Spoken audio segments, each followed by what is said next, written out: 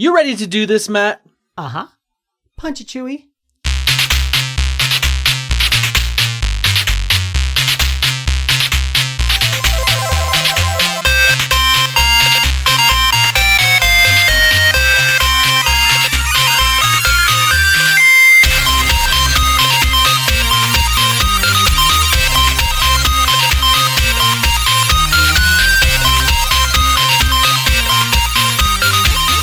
Welcome, super friends, to the Fortress of Nerditude podcast, a safe place to talk about all things in nerd and pop culture. I'm Spencer Stapleton, and my co-pilot is Matt Shaw. We're two nerds that just refuse to grow up. Thank you for joining us. This is episode 158. We release every Thursday morning. You can find us at the website, fortofnerd.com. We got the links, iTunes, Google Music, Spotify, YouTube, Stitcher, basically where podcasts are available. Stop by, relax a while, hang out. If you like what you're hearing, hit that subscribe button and get us automatically each and every week in your ear holes. Matt, what is going on? I am feeling good tonight. Boy, I can tell. Ooh, Little ad-libbing there in the intro. Feeling nice. I got energy. I got some music bumping through my head right now. All right. And I feel like we got a lot of good stuff to talk about. Ooh, yeah. How's your week? How was your Thanksgiving? It was awesome. Which, by the way, sorry I didn't call and say Happy Thanksgiving. Yeah, because you saw my call and text message to you, so How dare you? That's exactly right. Whoops. I don't think I even called my own literal blood. So I was with my mom and my brother. I talked to my one sister, and then I called my other sister, and she's like, "Hey, I'm busy right now. Can I call you tomorrow?" I'm like, "Sure thing." Yeah, that was days ago. Mm-hmm. I haven't heard from her. Yep. Also, I gotta say, I really find it funny, when my boys want to FaceTime Emmy, and Breeda's there, and she's like, "Hey, Jesse," and Jesse's talking to Breeda and the boys, and Emmy, and they're all like this, and then you and I just kind of casually walk in the frame, we're like, "Hey, how's it going? Yep. What's up, guys? Hey, how's it going?" It's like we talk a few times a week now. Yeah. So, which is all good, and I love it. But it always just laughs because when we do the FaceTime thing, we're just like, "Hey, and that's it. Nothing else." Because I figure, why take their time away? For our just shenanigans. Truthers. So what was your Thanksgiving like? What did you end up doing? It was pretty chill. We spent the last, I think, 3 Thanksgivings at home, which is nice. Didn't have to go anywhere, travel at all. And we did have Reese, our sister-in-law. Our sister, right. She came actually. So this is how Thursday went. We woke up. Emmy was excited about the parade because she loves parades, so she was really stoked about watching it. So for 3 hours, she was loving it. And then she watched the commercials, and she's like, "What is this?" Yeah, right. Yeah, commercials freak kids out. And it makes me angry too. I don't watch them hardly ever, and I'm like, I'm with you, Emmy. What is this? But anyway, after that, we cooked some stuff. I made a pumpkin pie, and Jesse made everything else. And the pumpkin pie was underbaked, which is just perfect. And ours was a little bit too this year. Just the crust, the inside filling was like, oh man, it's so good. Nobody in my family likes pumpkin pie. I'm the only one who eats it. Jesse eats it, but my parents and siblings, it's just not their thing. Anyway, we went over to my parents' house and got it all ready and ate. It was just my mom, my dad, my little brother who lives at home, and my little family, me, Jesse, Emmy, and Lando. And then Reese arrived and took an Uber on Thanksgiving night, arrived at about 6 at my parents' house. Ate the leftovers, and that was pretty much it. Was her flight supposed to come in that time, or was it delayed because of the weather? No, I think she just wanted to grab a cheap flight. And Thanksgiving Day in the evening landing is a cheap flight. Yes. Not an ideal time, but she didn't care. And she still got a great Thanksgiving meal. So it worked out great. Yeah, good for her. So it was really just pretty chill and relaxed. How about yours? Thanksgiving was pretty good. We did the smoked turkeys, and it was interesting because I didn't put my thermometer probe in them to like constantly monitor them, which I usually would do, especially with poultry. I highly recommend it with poultry because once it hits that 165, like you want to yank them birds out of there. And I didn't do that. And it was like at 160, I'm like, okay, cool, 5 degrees. I can come back in 15 minutes and check it, and I'll still probably be waiting a little bit. I came back out like 15, 20 minutes later, tested them, and they said they were like at 175, 178. I was like, oh no, like they're going to be dry. So I quickly yanked them off the heat and then put them in roaster pans, tented them with tin foil to take them to my mom's place. But when we cut into them, because we did that 24-hour wet brine the day before, they were super juicy, perfectly moist. Like it was a good turkey. It was not dry at all.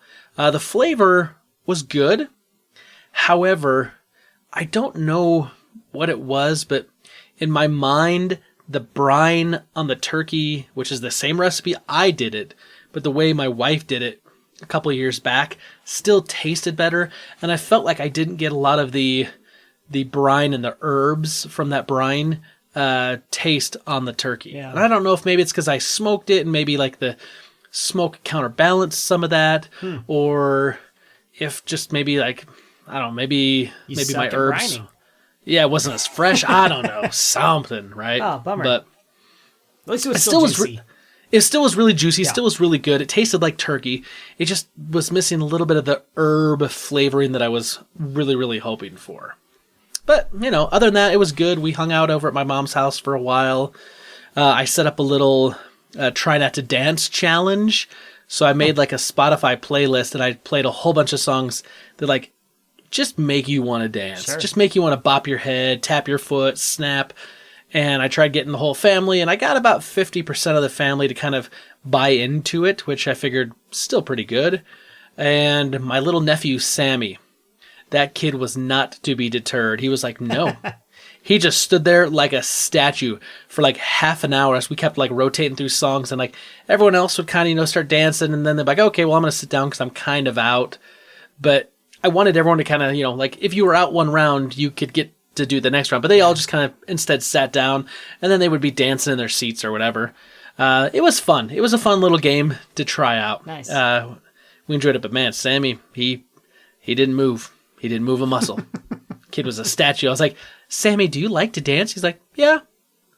Okay, well, if you say so. Could have fooled me. So nice. Yeah. So Thanksgiving was good. Black Friday, Cyber Monday. Did you get involved in any of that? Did you go nuts?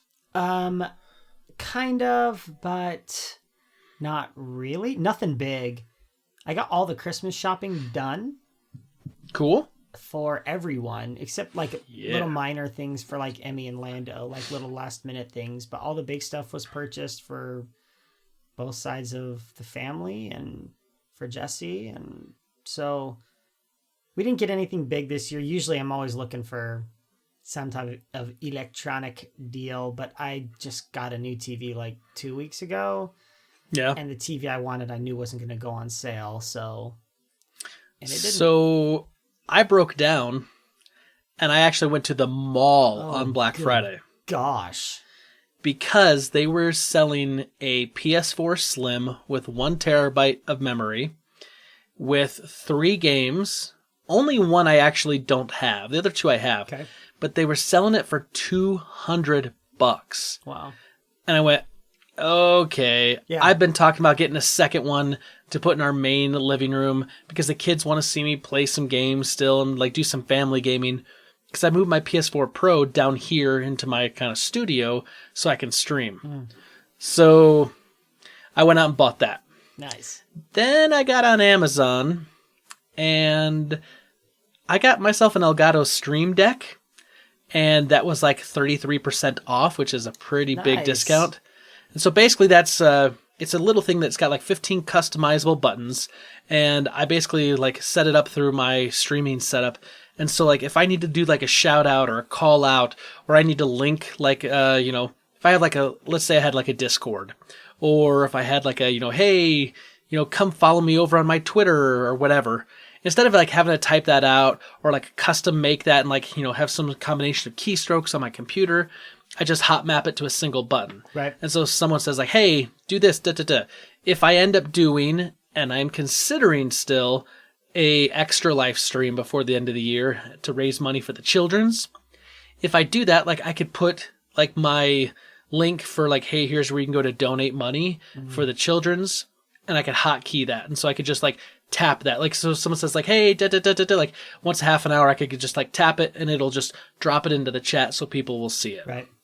So those are really Cool. kind of handy to have if you're a streamer. Yeah. You can really step up your game. And I was like, for the price, saving 33%, like, it's not bad. So I did that. Got the PS4, which I'm probably going to set up the PS4 ahead of Christmas and just like unwrap the box on Christmas Day. And then Stu, my good friend and former co-host here on the Fortress of Nerditude, he just messaged me tonight and says, hey, I know that you were looking into getting PSVR and you were looking at the deals and you're close, but you're not going to pull the trigger. He says, I actually have a second PSVR set that we bought that we barely used over the summer and we're going to get rid of it. Do you want it? And he gave me the price and it was insanely cheap. And it comes with everything I need. So I told him tonight, yes, please. And I'm going to go pick it up tomorrow. Nice. So yeah. Wow. So that was the stuff. I mean, we also bought stuff for the kids and, just a few things, a few odds and ends here and there. And we're kind of looking at stuff for Brita. But then tonight, the coup de grace of the Black Friday / Cyber Monday.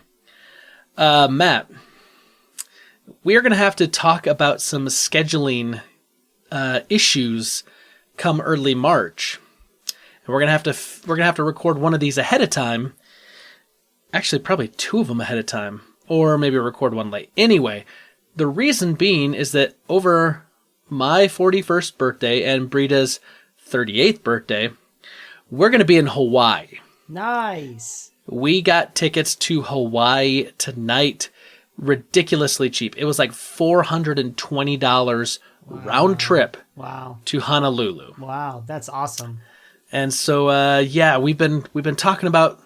Okay, so 10 years ago, right before Brita and I got married, I made a few promises. Now, let me tell you, super friends, if you're not married and you're thinking about getting married, you love this person, you're going to be willing to make some promises that past yourself, at that time, present yourself, is willing to make those promises. When future yourself has to cash in on those, you hate past version of yourself. Sure. I told Brita right before we got married that we would have a house by the time we'd been married 5 years. I also told her that we would go to Hawaii for our 10-year anniversary. So fast forward 5 years, we barely got into our house about 2 months before our 5-year anniversary. Now, we actually technically hit our 10-year anniversary back in June of this year, but since we went on the 40th anniversary trip, cruise that our in-laws paid for, we couldn't take off, like 5 weeks of vacation this year. So we decided we'd go to Hawaii before we hit our 11 year. So we're still in our 10th year of marriage, so it counts. I made some big promises that I'm just barely by the skin of my teeth making happen. So if you're considering making promises to a special someone in your life, be really, really, really sure you can actually hit what you promise. Because I didn't want to have to live with that. You said we would do this, and we didn't. You don't want that. No, you don't. You don't want that. So, anyway, did that today. That was really big. We're excited. Our mother-in-law is going to come and watch our kids for we're going to be gone. We're going to be in Hawaii for 9 days. Oh my gosh. I'm taking advantage of leap day. So that gave me an extra day to burn a day in travel. And with just kind of the way it works out, I'm only going to have to take 7 days off of work. And I'm going to actually be on the island for 9 days. Wow. So, yeah. So anyway. That's awesome. I'm grateful to my mother-in-law who's willing to come and watch my kids for that long. It'll be a great vacation. So you and I will have to talk. We'll have to do a little scheduling. Cool. I saw a movie. Okay. Breed and I went out for a date. We saw A Beautiful Day in the Neighborhood, the Tom Hanks starring role as Mr. Rogers. And I gotta say, that movie was really well done. I think he really captures the essence of Fred Rogers. And just, it's been years and years and years since I've watched that show. I mean, decades since I've watched that show. But I felt that he really captured the essence of Mr. Rogers, the kindness, the caring, the thoughtfulness. And I would recommend everyone go see that movie. It's heartwarming. It's got some beautiful messages in it.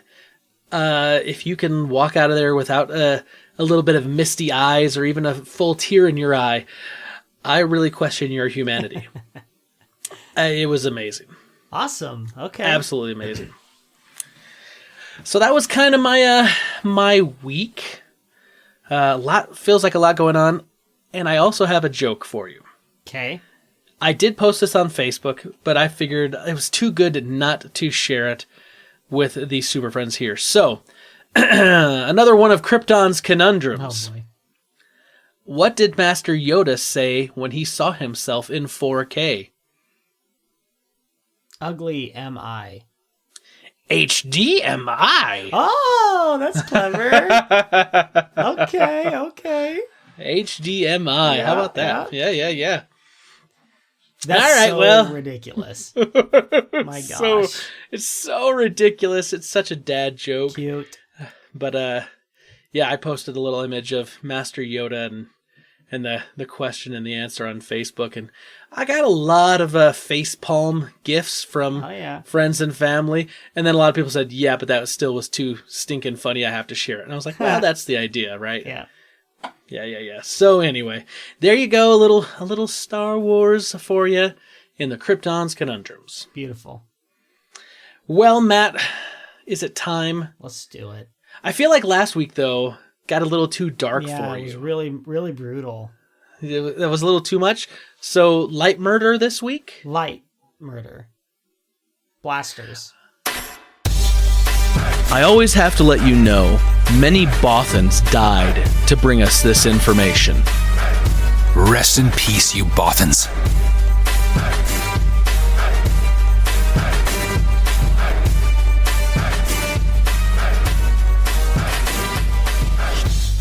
All right, Matt, we're into Rebel Intelligence. We have lightly murdered Bothans. Yes. And we're now into one of my favorite parts of the show. Matt, what do you have for me this week? All right, so I've got some really ridiculous things this week. One of them involves Johnny Depp. And Johnny Depp and ridiculousness kind of go hand in hand, it feels like, most of the time. Yeah. But this is just strange. So Johnny Depp is producing a Michael Jackson musical starring Michael Jackson's glove. It is... What? It is a musical retelling of Michael Jackson's story as told by his famous sequined glove. Okay, hold on a second here. Yes, narrated by a singing, talking glove. Johnny Depp is directing. Is this animated?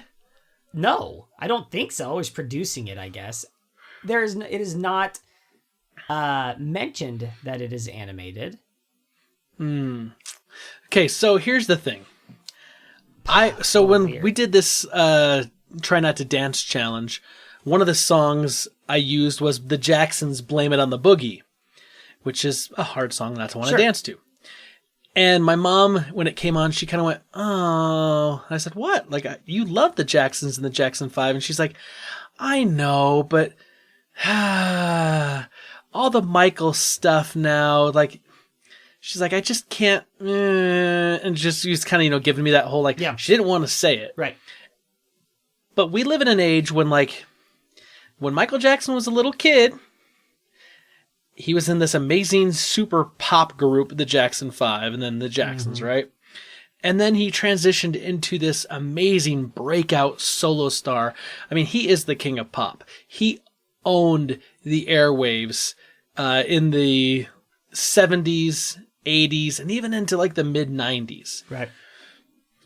But then his proclivities and all the things as an adult really overshadow his legacy in a way. And for a lot of people, like, it's hard to try to say, let's separate out the music from the artist. Right. It's similar to like Bill Cosby. Sure. Bill Cosby was an amazing comedian, super funny. But you can't now like go back and watch that stuff and not think about his current predicament and the things that happened. Yeah. It's kind of tainted and tarnished that. So my question is, Johnny Depp's doing a musical about Michael Jackson. Like, is there a time period? Is there any news saying like it only covers like a certain time period? No, so this gets specifically, quote, a look into the strange forces that shaped Michael and the scandals that bedeviled his reputation. And then it does talk about puppets later. Life-size puppets of the Jackson 5, Donny Osmond, Corey Feldman, and Bubbles the Chimp. So there's a whole lot of weird stuff about this. So this is going to cover everything. It would appear that way. So it will be interesting to see how this is portrayed. Do you actually think this thing sees the light of day? Yes. I don't think it'll be for broad release. I think this is probably like an LA festival kind of a thing, I feel like, or like Sundance or something weird. I think that it will. I think it'll happen. He's had at least one sunk project, I know, that mentions it in that article, but we'll see. We'll see. It's weird. Anyway, a look into the weird. I've got another weird one later, too, for y'all. And so here's the thing, Matt. Like, I love Michael's music. Love his music. But, man, I don't know. I'm kind of at the point where it's like, I just don't want to hear about him anymore, at least for quite a good long while. Like, I know he's passed, and I know that people are doing, I don't know, just meh. I've got opinions on Michael, and I've read a lot of things, I've watched a lot of documentaries, and I have a lot of sympathy for Michael. So it'll be interesting to see how this is approached. The way he was as an adult, the things he did or didn't do, and I don't know. I don't know all of the things he's been accused of or all of the evidence that's been there, but I know what his father was like, and I knew what kind of an environment he grew up in, and I feel sorry for him. And he had a very difficult life regardless of what money can bring you. So yeah, absolutely. It'll be interesting to see that. And if you haven't watched it, I think you can go on YouTube and find this long documentary. I think ABC did it. It's crappy quality. Yeah, I've seen it. It's very, very interesting. So anyway, if you feel like you hate Michael Jackson, watch it, and you may not hate him as much. It's easy to hate Joe Jackson. Very easy. Yeah, very easy to hate Joe Jackson. So, all right, well, anyway. let's move off the I could have a whole episode just talking about that stuff because there's so much going on in that dynamic. But what do you have? I got something that's also a little weird. This is actually something I'm not excited for. Okay. I'm actually kind of been. I try to be really positive on this podcast, but I'm kind of anti this. I'm going to talk about Avatar, and more importantly, Avatar 2, the first of like the 3 sequels that are coming. So, on the official Avatar Twitter account, there was a posting that says the last day of live action filming in 2019. And they showed kind of a picture. It doesn't really give much detail what it is. It just looks like some, I don't know, some like underwater rigs and some other things with a little like sneak peek, so to speak. So my question is, like, we know that Avatar's got like these 3 coming up. It's going to be tons of CGI. We know that the tentative date is December 18th, 2021 for release. So we're literally talking like 2 years from now till we get this. I mean, obviously it could be delayed. Who knows? But I just wonder, like, the way that it stated that was like the last day of live action shooting for 2019. Does that mean that there's still going to be more live action shooting in 2020? Pickups, callbacks, that sort of thing? Or is this just poorly worded and they're done and now it's all going to be CGI from here on out? I don't know. Like, are you excited for Avatar 2 or 3 or 4? Oh, man. No, I couldn't care less. Just to be... I like to be brutally honest on this podcast at times, and this is one of those times where I also agree with you. I don't get it. I don't get how they greenlight 3 sequels to a movie that... I mean... Oh, I get that. I didn't care, I guess I should say. For me, it's a really big fat I don't care. It'll be... I don't know. Everybody I know in my life does not like that movie either. Yes. Everybody I saw it because they said that you have to see it. I don't know anybody who likes it. Neither do I. I don't know. I think it's a bad movie. I think it's a bad story. It's a really poorly told story. It's a story we've heard a bunch of times. It's Ferngully. It's Thumbelina. It's Pocahontas. Yep. It's, here's the thing. Everyone I ever heard from said you got to go see it because of the visuals. And I think we just heard just recently. We did. Somebody wrote in about that. It was Peter Christensen, maybe, I think, who wrote in. They said, like, still, if you just look at the visuals in 4K, like today, like, it's still amazing today. And I agree, like, visually, it's beautiful to look at. Sure. But I mean, for me, there's got to be more than just like what I'm looking at. And it can't just be a pretty picture. The words, the story, it's got to go along with it. And I never really felt that Avatar was that. It felt very weak on all those other fronts. And so the fact that they're doing Avatar 2 and 3 and 4, it's just because it made a grundle of money. Yeah. And I think they're saying, well, let's go back to the well. We can make a whole bunch more money. Here's the problem. In my opinion only, Super Friends. I don't know, maybe Matt will agree with me. Technology has gotten so good. The visuals on so many movies now have jumped way up since the time that Avatar first came out. I don't think that they're going to be able to out-visual themselves at such a high level that it's going to force everyone to say, ooh, you have to go see this. It's beautiful. I think everyone's going to say, ooh, it's really beautiful. It's very similar to the first one. And I don't think that's going to drive people. I think what really drove people originally was the fact that this was the first time that 3D was done in a way that seemed good. Yeah. Not the cheap 1960s 3D. Yeah. A technology that's been around for a long time, but it was actually filmed with cameras, so it really looked like really, really good.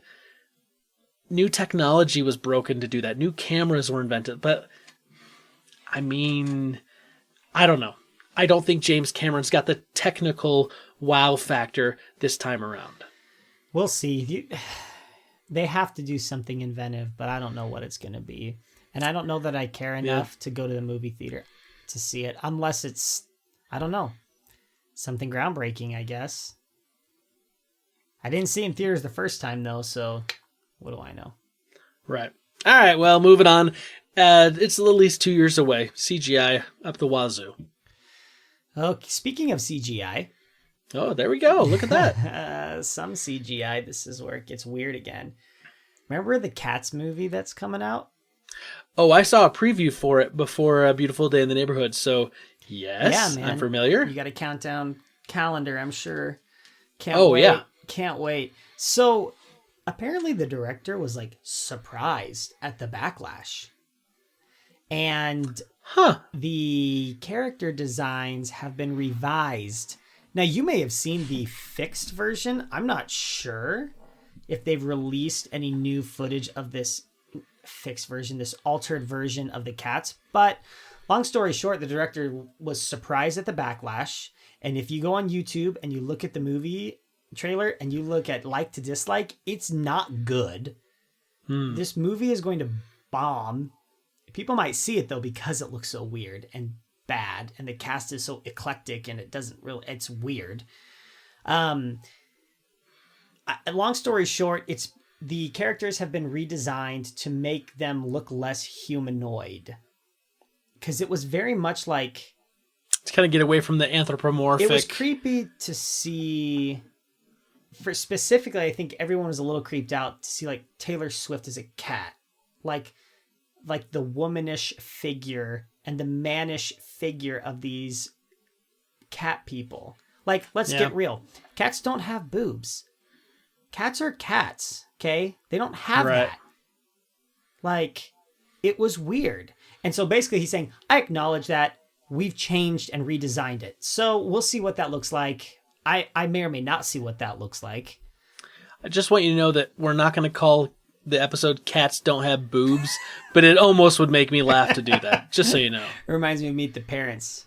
Right. Can you milk me? Yes. So good. So good. I saw Anyway. I saw that preview. I'm going to have to go and look and see if what I saw the preview in the theater is like the original trailer.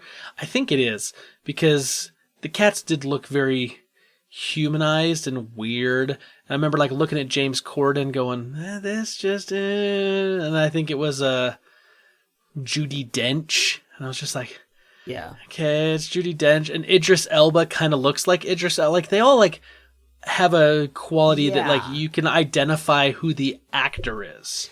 And that's by design. I mean, he goes on to say, look, Cats isn't a movie, the film adaptation of Cats is not supposed to be looking like cats. They're supposed to look like people portraying cats, which it's all weird. It's all strange. I don't understand any of it. Did you ever see the musical? No, I mean, I've seen like clips of it because I'm a human and I've seen the people dressed as cats and I thought, well, this is odd.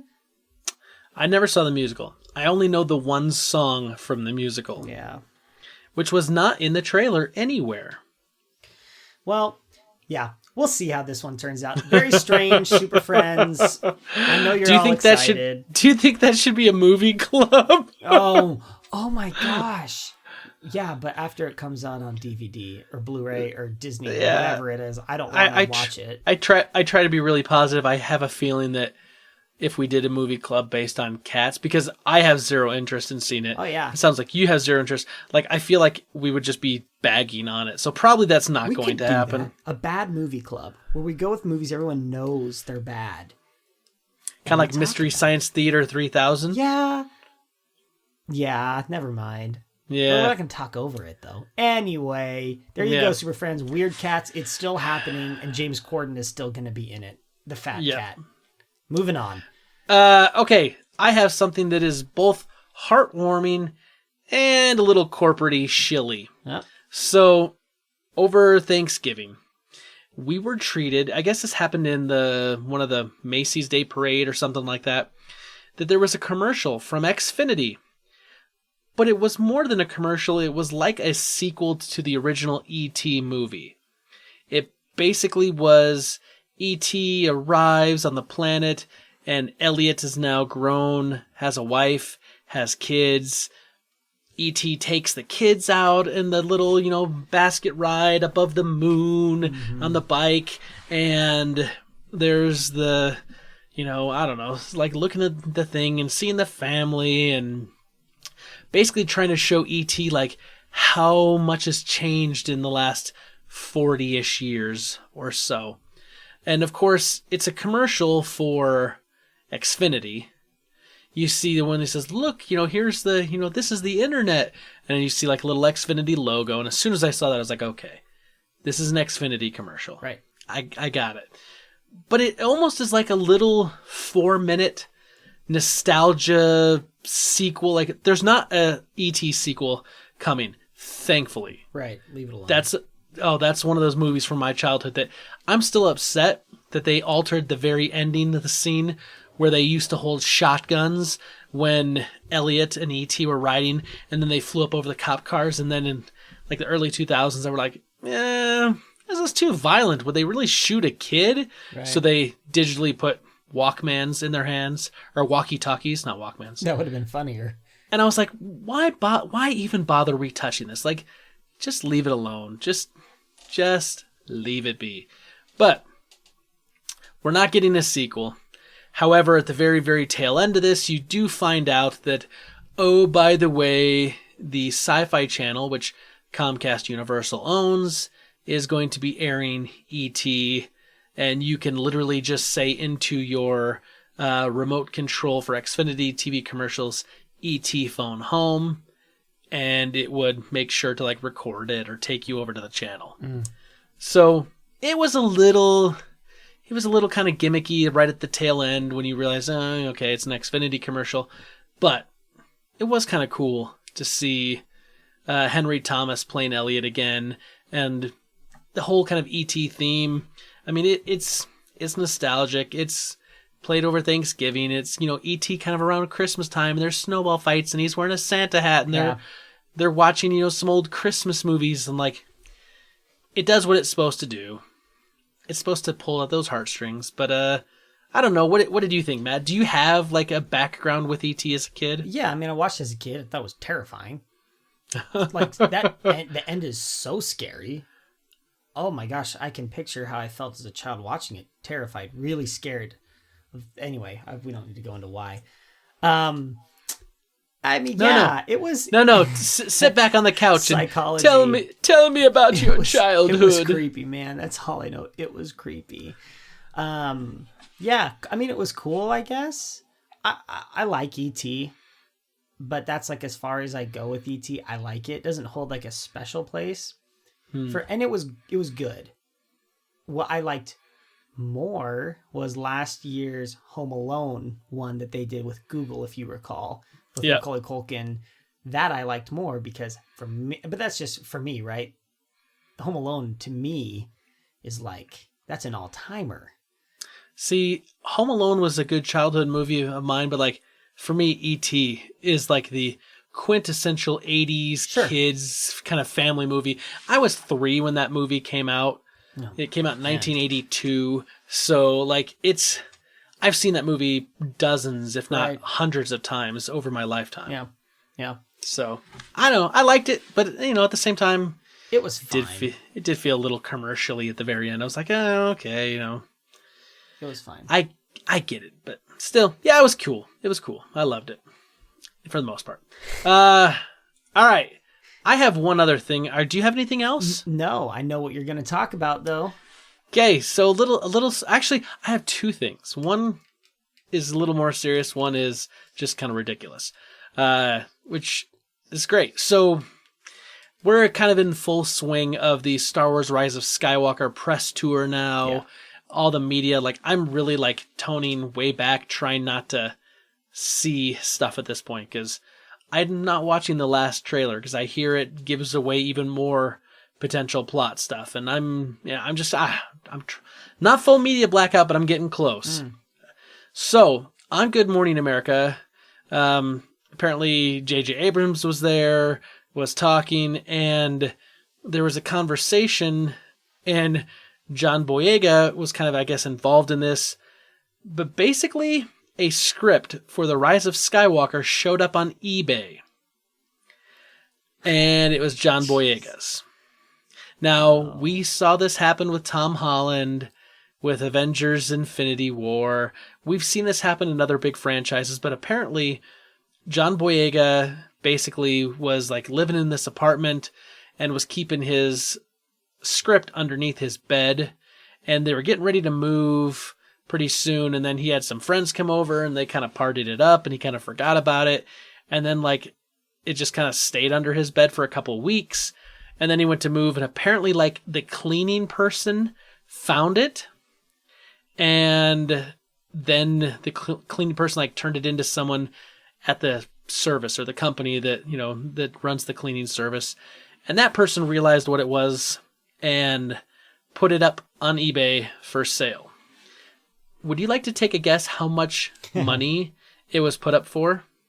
I know the answer, so I'm not good. But if I had not known the answer, I would have been like $100,000. Right? I would have guessed that too. I would have been like, oh, big money because someone could buy it. Yeah, that's big. $84. Dude, I would pay $84 for that script. After I've seen it, I would still pay $84. Yeah, to know A, what happened ahead of time, but B, just to say, I have an official script for the Rise of Skywalker film that was John Boyega's script. That's awesome. And I bought it for $84. So here's the thing, though. This is good for Star Wars. It's good for Disney. It's good for Lucasfilm. What I'm going to say, bad for fans. That's the other part. A Lucasfilm employee saw it on eBay and purchased it. Right. And brought it back within house. No one actually saw it, other than maybe the cleaning person and the person that's there. We don't know if they have the details, if they read it, if they looked at it, or if they just saw the value and they put it up for sale. So, yes, Disney and Lucasfilm save a big, huge leak from happening, but Star Wars fans don't have the opportunity to wildly bid on that script. Right. It's crazy. John Boyega seemed to take it all in pretty good stride. He was pretty, laughing about it, like, yeah, I'm glad it all worked out. That's on me. $84, Matt. Oh, Johnny. I wish I would have seen that. Oh, if I would have saw it, I would have paid for it in a heartbeat. Put an eBay alert on. Right. When the term Star Wars script pops up, let me know. Yeah. All right, well, that was the last somewhat thing I had. Okay. Here's a little funny thing. Super Friends. You got to go to Twitter, and here's why. Someone has taken a scene from The Mandalorian's episode 4, and I don't really want to give it away in case maybe you haven't seen it. But it's a cute little scene. It'll make you laugh, but someone's reclipped it with some popular music. Lil Jon's Get Low. And it is comedy gold. I've probably watched that like maybe 30, 35 second clip maybe 50 times already. Gosh. Like I can just like leave because I'll just like let it play and it'll just keep like repeating. Yeah. And it just makes me laugh and it just makes me smile. Yeah, do a search for Mandalorian Get Low. I'm sure it'll pop up. Yeah. Totally worth doing. You have to use your sound though. Yes, it is funny. It is very funny. There have been multiple memes that have come from that episode regarding our little friend. Again, I don't know what I can and can't say, so I'll just say regarding a little friend, there are 2 good memes that have come out of that. One of them being this video. So, yep, definitely worth seeing. All right, that's the last I have in our Rebel Intelligence this week. That's all I got. Fresh out. All right. So let's move away from Rebel Intelligence. Last week, Matt, we talked about what we were thankful for in nerd and pop culture, and we asked the Super Friends to tell us what they were thankful for, just in general, what they're thankful for. And we got quite a number of answers. So let's go over to our email where we always start, and that's fordofnerd@gmail.com. We have Peter Christensen. He says, "Dear nerds, I like imagining the new Super Friends starting from episode 1 and not getting your message until months later. And for you new Super Friends, welcome from me as well. I was also grossed out by the looks of the Cybertruck, but it's been growing on me.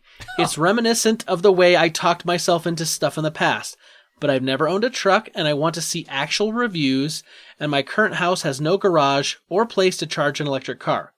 But I could see myself riding around in the electric EV in the back of my weird angular truck." Okay. Peter, don't talk yourself into this one. Trust me. You don't have anywhere to charge it. It's not worth it. Yeah, but you can put in a charger in your home for like $500. Yeah. I mean, if you're spending that kind of money on $500 on a vehicle, right?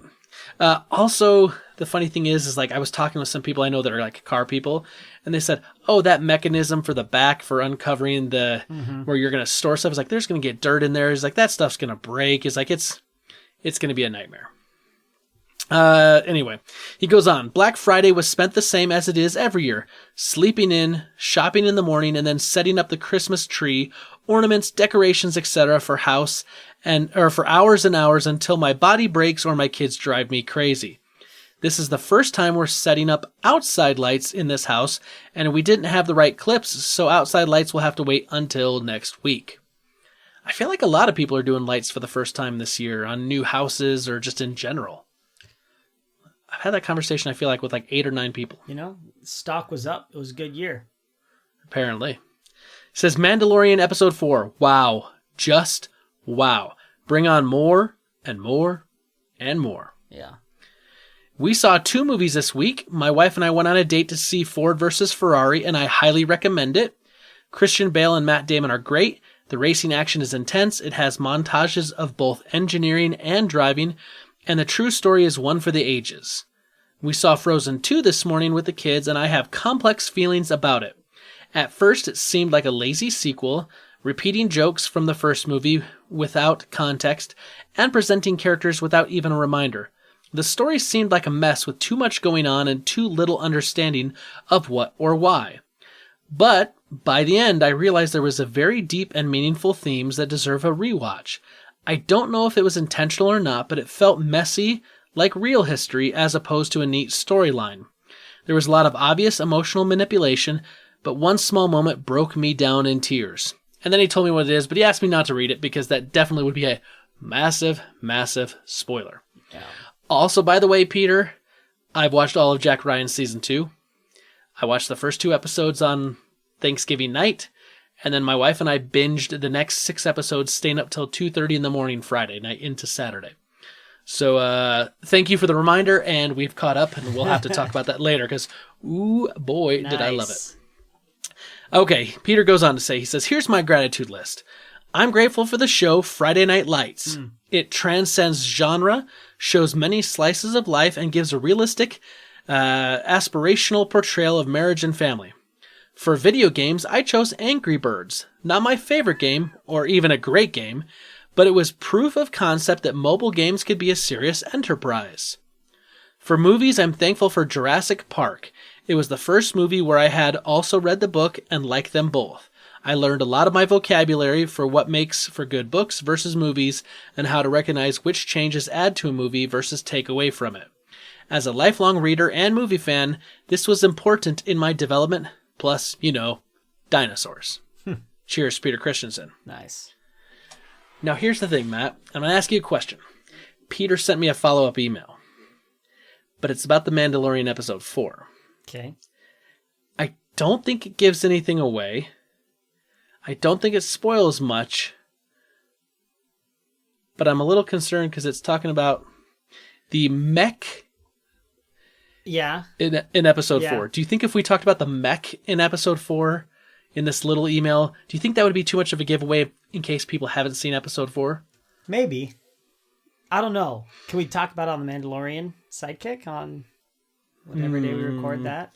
Yeah, let's do that. Okay. We'll go back to this follow-up email the next time we talk about just the Sidekick on the Mandalorian. Okay. We'll kind of do the whole Rocky 2 thing, right? We'll go back to the end of Rocky 1 and then go from there. Yeah. We'll do that. I think that's a good idea because I looked at this and was like, ooh, great points, Peter. I want to talk about it. Mm-hmm. But maybe... We'll save it. Yeah. Okay. Let's go to Facebook. Facebook.com/FordhamNerd. We got Jason Both. He says, hello, Spencer and Matt. I found it weird that Nickelodeon would put anything on Netflix. The reason is Nick is owned by Viacom. Viacom used to own CBS. In 2006, CBS and Viacom split into 2 companies but kept close relationship. Earlier this year, Viacom and CBS are merging to form a new company, Viacom CBS. I missed last week's question, but I would give Disney Plus a D. The biggest reason is due to it eating up all of my bandwidth with my ISP bandwidth cap. Oh. We have a 4K TV, and what we could stream in 4K, we did. That is a lot of data, and we had to stop using our home internet before Thanksgiving. Also, with your question of the week, I would normally say family, but they don't listen to the podcast. Spencer, please don't tell my wife. He says, what I'm thankful for is getting out, finding a spot that I'm able to capture with my camera, and share a little bit of the beautiful world with everyone. Cool. Thanks, guys. Keep up the good work. Cool. I didn't even think about data caps for bandwidth with your ISP. I didn't know people still had data caps. Well, technically, most ISPs have those. They just don't talk about it because the cap is usually like a terabyte of data or something like that. Like it's a really big number.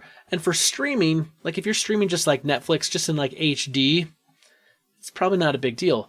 But if you're streaming in like all 4K, you're going to rip through a lot more data. I just feel bad like knowing like before Thanksgiving you like he would like I can just imagine this conversation. Kids, honey, we can't use the internet for like 7 days because we've been streaming too much Disney Plus. That's crazy to me. I had no idea. I don't. Yeah, I am sorry because we have not had that issue. We must not have. We have fiber internet too. I don't know if there's a difference in all of that, but we have not run into that data cap. We watch a lot of Dolby Vision. I mean, all of our TVs are 4K TVs, and I only stream at best quality because I pay for those services on like Netflix and stuff. So right. that is the default quality. That's so strange. I didn't even think about that. Other than my in-laws, when I go there, it's like there's a cap and they have to pay for it. They like pay per like gigs. They like buy like a 10 gig package while all the families. It's weird. Anyway, that's too bad. Sorry about that. That sucks. It is weird. I do forget that they always like bump it up like they do during like the holidays because all the family's going to come in and be on their internet. I still feel bad though because I'm like, should I even stream this? Because I fall asleep watching shows. Anyway, you guys don't care about this. When I'm at my in-laws, I'm like, should I? That's the funny thing is because like I'm doing the same thing, but I'm like usually in the basement with like my PS4 and I'm like playing online games. I'm like do. Then I didn't even realize. Anyway, whatever. Okay, sorry about that data cap. Call your ISP and say, WTF, man, like, let's quit with the data caps. It's 2019, 2020 practically. Down with data caps. Hashtag not my data cap. All right, over on Twitter, where you can get us at FordofNerd, Bernabe Butterteeth at Dantes_Belmont says, this year has been hard. I'm thankful for at Alejandro Aiken in my life, for friends and family, video games, and ribs. Especially ribs. Nice. Network-newbie at Dspin67 says, my health, my mental state, my employment opportunity, my kids are doing well in school. Hashtag thankful, hashtag FON answers. I think that, I really like that one. Because like seriously, like think of that. Health, mental state, employment, and kids are doing well in school. Like, doesn't that just like really... That's what as matters, like a father, like you know? encompass like everything you would want. Yeah. Yeah. If you're happy and healthy, that's everything else is a luxury. Right? So far we're 2 out of 2 with people being thankful for health, having good people in their lives, family, friends, a little bit of food. Tim Paulin at TPaulin20. I'm thankful for the young Tim who made so many life mistakes and the older Tim who learned to never repeat them. Also, bacon. Nice. I love Good that. answer. That just made me smile because it's so true. Like I always talk about, young Spencer. And young Spencer made so many mistakes and so many poor decisions. Yeah. And now older Spencer is just trying not to be dummy Spencer and repeat those mistakes. I don't know that I've learned from them. Yeah. I'm just not trying to repeat them. Right. Or repeat them less often. Right. Let's go over to Instagram where we are Ford of Nerd.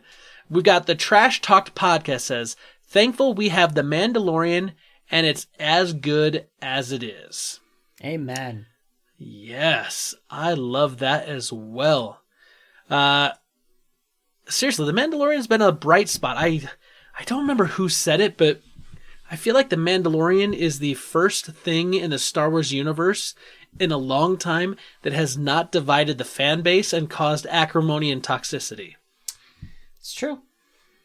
Everyone loves it. Yep.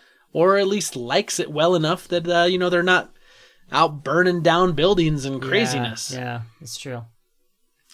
Anyway, Super Friends, thank you so much for your answers. We love hearing from you week after week after week, and we appreciate that. Yes. Matt, Super Friends are out there. They're helping us out. We're getting some new followers, some new Super Friends. How can they help us out tonight?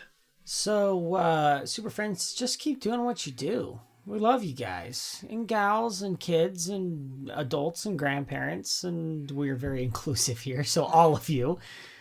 Continue to share with your friends. Find us on Instagram, Twitter, Facebook. Send us an email. Continue to interact with us. We love it. We read all the answers, regardless of their length. Looking at you, Peter Christensen, from last week. He did tell us to buckle up. He did. He did give us fair warned us warning. too. But we He read did. it all. We love it. So please continue to interact with us. And then for all of you Last Jedi haters, and I know you're out there, give Ryan Johnson one more time and go see the movie Knives Out. I just got back from it this evening. It is phenomenal. You will love this movie. I heard he wants to direct an episode of The Mandalorian. He said that, yes. Do you think Kathleen Kennedy gives him that opportunity? I don't know. Maybe. I don't know either. I don't know. We'll see. We'll see. He's still doing a trilogy, apparently. I don't know. We haven't heard much about that in a while. So Is he? I don't know. They've said no to everyone else, but they have not said officially no to his. He's supposedly still planning on it. Give Bryce Dallas Howard a trilogy. Yeah. Did you see that Deborah Cho? Joe? She's doing Obi-Wan series. Yeah, I did see that. I read that after episode 3 of Mandalorian, I was like, this is some real shiz. Like, what else has she done or is she doing? Please give me more. And she's doing the Obi-Wan series, so super stoked about that. Anyway, neither here nor there. Good job on episode 4, Bryce Dallas Howard as well. So congrats on that. But anyway, give Ryan Johnson another chance. You're going to like this movie. It's good. The good kind of twists and turns, okay? Anyway, that's what you can do. Not the characters betraying who they really are for the sake of twists. This is foreshadowing to our discussion. You can't bring up The Last Jedi without getting me going. Oh, man. And same with me. All right. So, speaking of getting me going, because our conversation tonight is probably going to do that a little bit. I'm forewarning the Super Friends. Matt, you and I talked, I don't know, maybe 2-3 weeks ago. There was something that was trending on Twitter, and we talked about whether or not we should kind of talk about it. And I feel like I'd already talked about it a little bit back in the day. And I also feel like I really do try to be positive on this podcast. I don't want to just trash things because I understand that, yes, that's the easy thing to do. It's easy just to go out on the internet and trash other people's work, especially creative people. You know, people that, write books or make video games or movies or television. It's easy to go up and say, like, I hated it. Here's the reasons why. It's total crap. And sometimes we don't always understand maybe all the things that go into the process of creating something and getting to the point of, getting something to the public. And so I want to kind of be respectful of that, but there's something in our nerd and pop culture that keeps popping up time and time and time and time and time again. And I felt it's probably time we should address it. And I'm talking about Zack Snyder and the Justice League movie and the hashtag that continues to trend and continues to be pushed by the fans of the DCU, which is hashtag release the Snyder Cut. You and I talked about that a little bit off the podcast. Yeah, we did. So let me just ask your first take, then we can kind of get into this, because there was an article that I read that really kind of prompted me, like, okay, we really should talk about this and kind of set the record straight. Are you in favor of this whole idea of releasing the Snyder Cut? This, I don't know. From what I understand, there's not a Snyder Cut, first of all. Second of all, this is becoming an issue in my mind when the actors and actresses that are headlining the movie are also getting involved in a meaningful way. That's an issue for the studio. That's an issue for the fans. That's an issue for everyone. So, unkudos to them. Is that, I mean, even with all the backlash with The Last Jedi, there weren't a lot of the actors and actresses going in and saying, oh my gosh, yeah, terrible, let's get away from all of this. Mark Hamill did come out really, really strongly against the movie. Look, I love Mark Hamill. Here's a hot take. I love Mark Hamill, the actor. I can't stand Mark Hamill, the person. Dude drives me insane with his hot takes all the time and his social justice commentary. He drives me insane. Anyway, the point is, that was Mark Hamill, and I get it, but he was an outright, hashtag boycott Ryan Johnson or signing up to change.org and release, what, like a lot of the fans were doing. This is a major issue. This release the Snyder Cut with the actors and actresses getting involved. The studio's lost control, in my opinion, as it comes to the Justice League and the DCU in general. Am I in favor of releasing it? Heck no. Even if there is one that exists, there's no way I give the fans this. So let's go back and give a little history in case some of our super friends maybe don't remember everything that went on. Yeah. So originally when Warner Brothers decided to try to build what Marvel had, right? Marvel had all these movies that were culminating into the Avengers, right? This phase one. DCEU was like, ooh, we want to do this. Because admittedly, DC has the Holy Trinity. I mean, that's what it's literally called. The Holy Trinity of comic book characters. Batman, Superman, and Wonder Woman. Like, those are massive intellectual properties in the comic book world.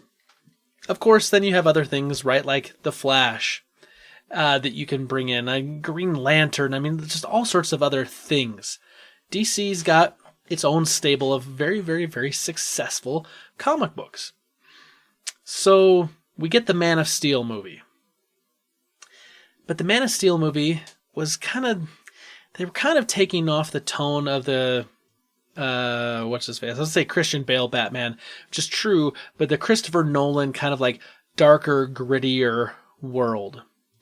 And they did Man of Steel, and they did it as dark and gritty, which I disagreed with, and I said Superman's about hope and truth, justice, the American way. It's got to be more positive. It's got to be brighter. But they kind of went that way.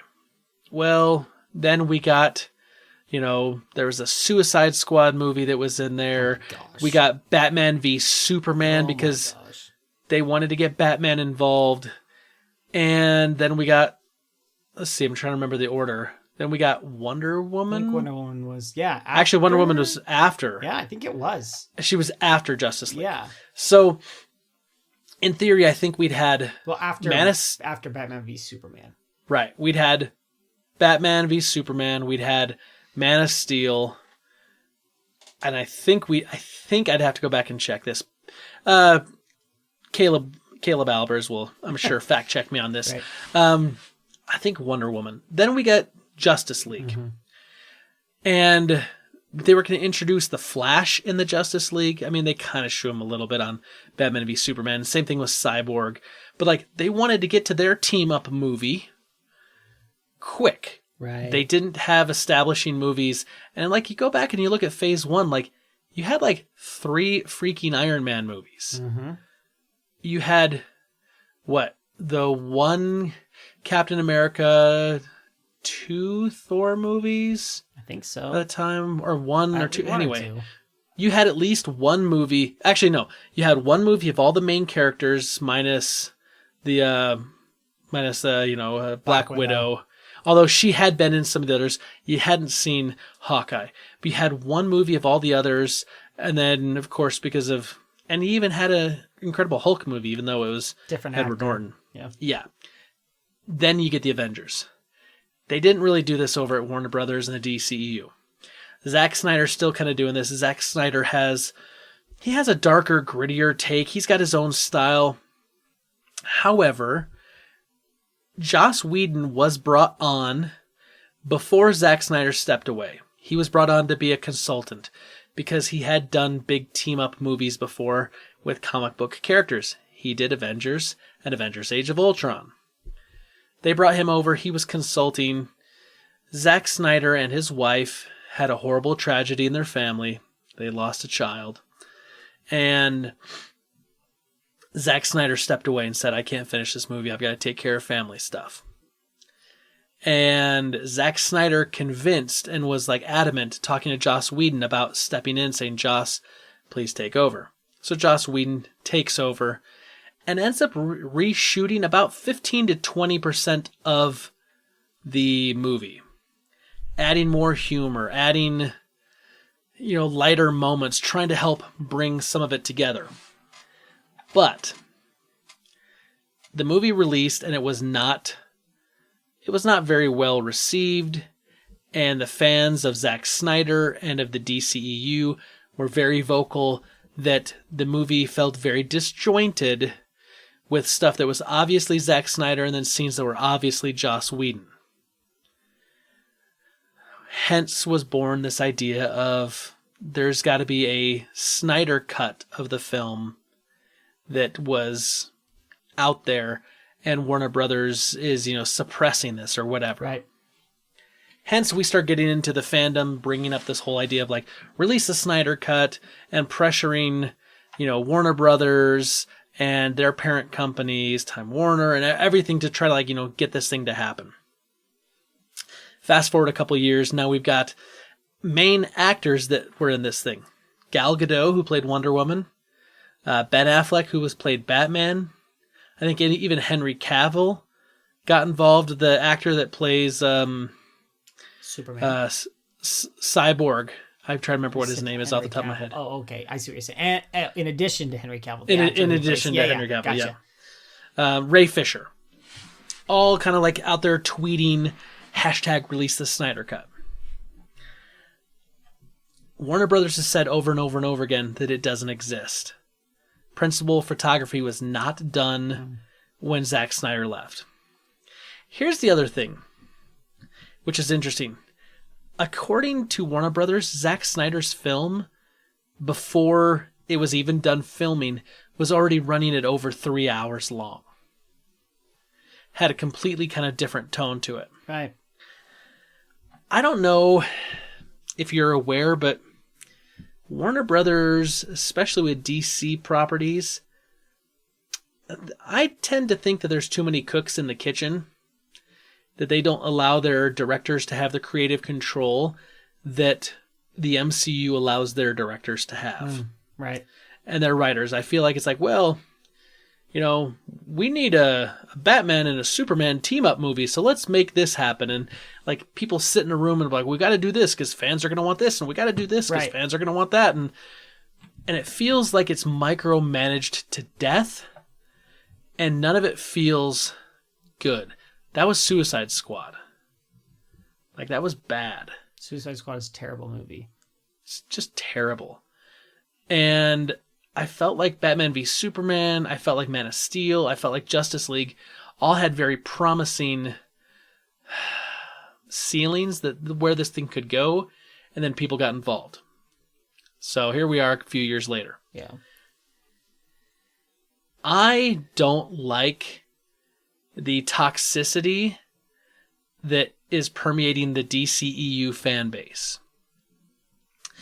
I think continually to bring up this idea that there's this non-existent cut of the film, because we've seen leaked footage of well, here's something that they filmed but they didn't use. Here's something that was filmed but that was cut because it didn't make any sense, because it didn't go to the story. I think trying to blame, and a lot of these fans do, they blame Joss Whedon for ruining the Justice League movie. He only filmed 15 to 20% of that movie. You can't tell me that only 15 to 20% of that movie was bad. Right. Yeah. And that everything else that Zack Snyder did, the other 75 or the other, 85 to 80% or whatever, was amazing. Yeah. I just don't buy that. No. I also don't like the fact that fans, in a negative way, are still going on about this. Like it's something like a conspiracy that Warner Brothers doesn't want them to have a certain version of a film. To me, that just doesn't make sense. Does that make sense to you at all? No, this is just the internet. We live in a totally weird era of fandom and access to information and access to studios and actors and actresses. I mean, it's unparalleled in our world. And so this is just, I don't know. To me, this is people desperately wanting the DCEU to be better than it is. Yeah. And it's just not. Okay? it's not better than it is. What you have is what you get. For me, I mean, I like the DC, like you mentioned before. Some of the DC properties are some of my favorites. Like Batman is an all-time for me, and you love Superman. Yep. And I didn't care much for Wonder Woman until I saw the movie. I really, really like Wonder Woman. It's a really good movie. Absolutely. In my opinion, everything else in the DCEU is crap. Just my opinion. Shazam was good. Shazam. I guess that's true. I forgot Shazam about was that. good. So when they talked about the Justice League movie, I just rolled my eyes and said, I'm not going to see this. I already know because I didn't like the original films. Why in the world would I like it when they're all together? Have you seen it? No. It is much better than your expectations. That does not mean it's an excellent film. It doesn't mean it's actually like a great film. Okay. But it is definitely better than your expectations of the film. Okay. Because I suffered through Suicide Squad and Batman v Superman, and I thought those were some of the worst movies I've ever seen.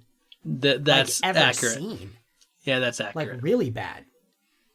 So I think this is just a bunch of people who are desperate for the DCEU to be better. And they're like, maybe it is. Maybe there is a great cut. They're desperate for something to be better, and it's not. So that's my thinking too, right? Like, let's hypothetically, let's say that Warner Brothers were to go back and cut out all the Joss Whedon parts of Justice League. Yeah. And add back in all the stuff that was filmed by Zack Snyder, including some of the stuff that like wasn't finished and done. You're not going to have a complete movie and a complete narrative. How do you justify putting that back into the world and saying, well, here's an incomplete movie that was never finished, that has incomplete scenes and dialogue and narrative. How would that actually make the situation better? It's not, right? It's just they're desperate. So there's a desperate that. fan base. Here's the other thing. Let's be very real here for a minute, Matt. That movie did not make a lot of money. It lost $60 million. I just looked it up. Lost the studio $60 million. It lost money. Mm-hmm. Not only did it lose money, it was critically panned. Right. So, why would Warner Brothers want to go back and commit millions and millions of dollars to try to go back and recut a film and potentially even have to like bring back actors who, by the way, have other acting gigs and other things going on, right. Bring them back to refilm and finish out Zack Snyder's vision of this film? Even if they did that, even if they released it in theaters, it's not going to make the money back that it would cost to fix it, or quote unquote fix it, and make up the money that it still lost in the theaters in its theatrical run. Right. It's financially not viable. No. On top of that, Warner Brothers is really trying to move forward. I mean, they've got other stuff, coming up. We know we've got the Harley Quinn movie coming up. We know we've got a Wonder Woman movie coming up. We've got a Batman movie coming up. We know we just got that Joker movie that just came out. We know that there's other things that are in the hopper. Warner Brothers needs to focus on that, on things that potentially could be viable financial successes for them. Mm-hmm. We also have Superman. Superman's one of their biggest characters. They haven't been able to get Superman right since the early 80s. I agree with that. They need to fix Superman. Why would they go back and try to fix a busted version of Superman in a film that was never fully completed under the original director? Right. Yep. I don't hate Joss Whedon. I don't blame Joss Whedon, and I don't think anyone really should blame Joss Whedon for what happened with the Justice League. Mm-hmm. You have Warner Brothers who's micromanaging. You have a director that left for personal reasons, and, God bless him, he left for the best possible reasons. He needed to be with his family. You had someone that decided to step in to help the Warner Brothers company out to finish this film. He was already consulting on the film anyway. Stuff he had written for that film was already in there that Zack Snyder had filmed for it. So, like, he's not the reason. It just was kind of this cavalcade of events that came together that produced this bomb. I don't think Warner Brothers is ever going to do anything with this.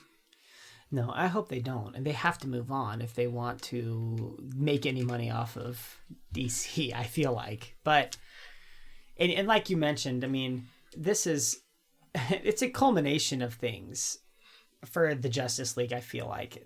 Going into that movie, they had one movie that they got right, and that was Wonder Woman.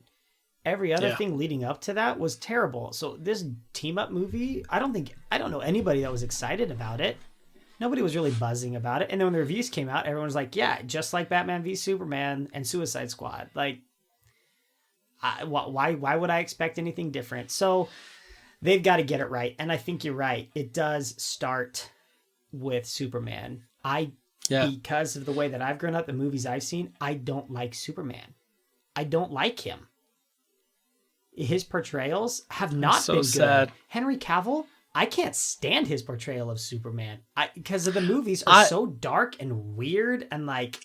I think Henry Cavill's actually a really good Superman. The problem is he's been in really dark movies that are written very poorly for him.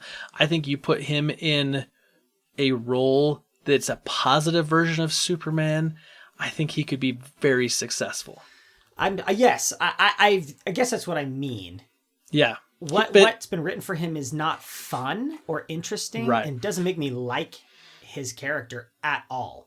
Superman, Anyway, the toxicity of fan bases is no fun. I don't care what fan base it is. It has recently touched our community in several ways. It's DCEU right now.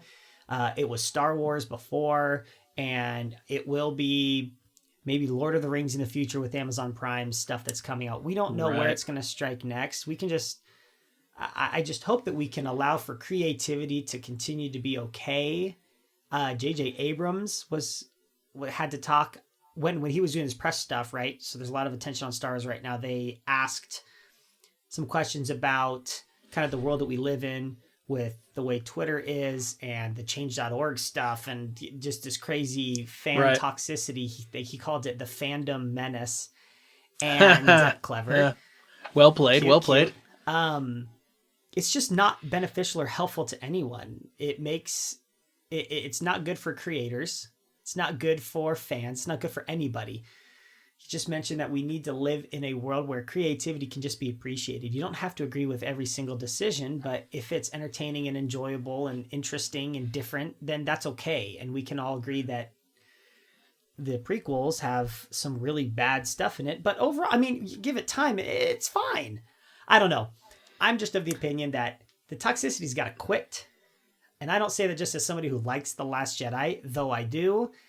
It's no fun to be involved in the toxicity. People on the other side didn't like it. The people that hated The Last Jedi don't like the toxicity. The people that liked The Last Jedi certainly don't like the toxicity. And The Mandalorian, thankfully, has solved a lot of those issues. And I think there's a new renewed excitement for Star Wars and for The Rise of Skywalker in general. I think people are a lot more up about it than they were 2 years ago after The Last Jedi and Solo. And poor Solo. God, bless your heart. What a great movie. Which I think it was a good movie, but it didn't live up to Star Wars and Disney's expectation of how that film should have been. And because of that, it literally tanked some other movies that were in the work. And they decided to change their whole strategy. Yeah. It's the toxicity that killed Star Wars movies coming out every year. So here's what I think we need to do as super friends, as fans of these fan bases, right? Because like tossing Game of Thrones on the whole season 8 controversy and toxicity, right? Yeah. I think we need, especially with ongoing properties, Star Wars, DCEU, Marvel, stuff like that, we need to just let certain things go. You can have a conversation. Matt and I are going to disagree on The Last Jedi. That's okay. I don't hate Matt because he liked it. I don't hate Matt because he has a different opinion. I think his opinion for himself, because of where he's coming from, makes sense in his outlook on everything and kind of where in his background, where he comes from. Mine makes sense to me because I have a different outlook and a different history with certain characters and how they were portrayed. And so for me, things didn't work out in that film. But I'm not thinking Matt's a horrible person because he liked a movie and I didn't like it, or vice versa. And I would hope that, that Matt feels the same way there, right? Like, it's not personal, just like it's not my favorite. Right. I'm hoping that the next movie is better. I'm hoping that the next thing is better. And I think that's what we need to do. Like, going forward, I think we need to just say, like, hey, I'm a fan of the DC characters. I want to see this next Wonder Woman 1984, the next Batman movie, if we can get a Green Lantern property off the ground. Like, I want to see them be good. I want them to succeed. Right. And I think we need to just sever the ties with the old stuff and say, like, hey, it's done. The Christopher Nolan Batman movies were, 2 out of the 3 were excellent, but, the third one was just kind of, in my opinion, okay. Right. That doesn't mean I hate Christopher Nolan. It doesn't mean I hate those movies, but just say, okay, we've now moved on. We've got different stuff in the DC universe. Let's root for that. Let's root that that's going to be good. And if it's not, you don't spend money. You send a clear message to the creators in a positive way, saying, like, well, I'm not going to go see this again. I'm not going to spend my money. But, like, joining the toxic culture doesn't help anything get accomplished. Right. And this is what's interesting to me when you look as far as studio and fan bases, and the difference between toxicity and change and improvement is, this is going to sound silly, but it's Sonic, right? The culture was not toxic when Sonic's trailer was released. It was people being like, oh, wow. Like, there were memes about it. This is funny, like, ridiculous. Yeah. Like, please change it if there's any way possible, right? And the response around it was funny and interesting, but also constructive in a way that there was a clear message from the fan base that says, this is a bad design for the character. Yeah. And they were like, okay, you're right, I guess. We'll change it. And there was a change. And now people are like, it's a world of difference. It's being reviewed a lot more positively after those changes. People are excited about it, and they're thankful for the studio for listening, because they weren't stupid, in my opinion, about things they were saying. They weren't F you, Paramount, or whoever's in charge of this. Right. Release the Jim Carrey cut. I don't know. But, like, right. There's a difference between toxicity and then voicing your opinion. The toxicity and being passionate. Right. Yeah. When I go into the comment section of this is me again, going back to The Last Jedi and my love for Rian Johnson as a director, because I love him and the things that he's done. But anytime I go into the comment section of anything that has anything to do with The Last Jedi or Rian Johnson, it's just totally toxic. Like, why go in there? Or a YouTube video, anything that has anything to do with The Last Jedi or Rian Johnson is immediately downvoted. There's no open-mindedness anymore. We make our opinion and we stick to it, and there's no conversation, which drives me nuts. So everyone just needs to be chill, have a conversation. Spencer and I have talked about our disagreement on The Last Jedi on our cruise, I remember. Yep. And I get where he's coming from, and I think he gets where I'm coming from. Absolutely. Particularly surrounding Luke Skywalker, right? I think that's kind of the big thing for us as in our conversation. And so it's just a plea for civility. Right. And I think that's actually really important what you said there, civility. Because you can disagree with another person. You can disagree with their opinions.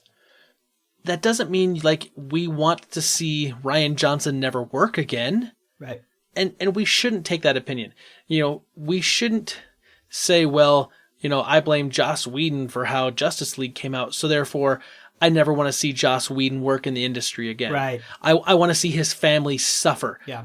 It's weird. It's a movie. Yeah. It's a movie, and your opinion is that the movie's bad.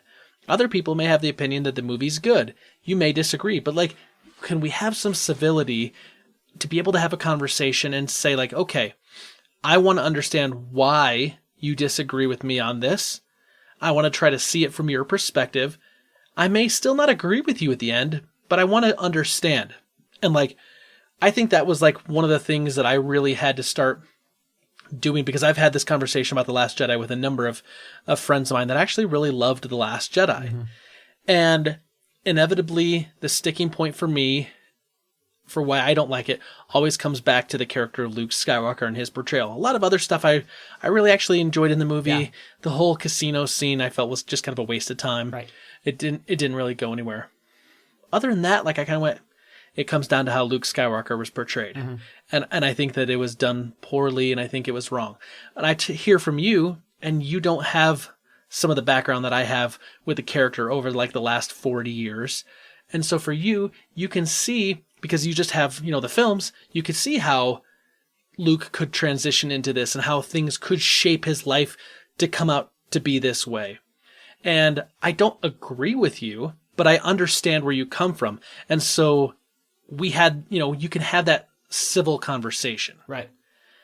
And I think that that's what we need more of. And I think that that's so needed in our culture, but especially in nerd and pop culture. Like, man, I go back to when I was a kid, the idea that we could have comic book movies of the caliber which we are getting on a regular, frequent basis. 8-year-old Spencer would never believe this. Right. I would call future Spencer a liar.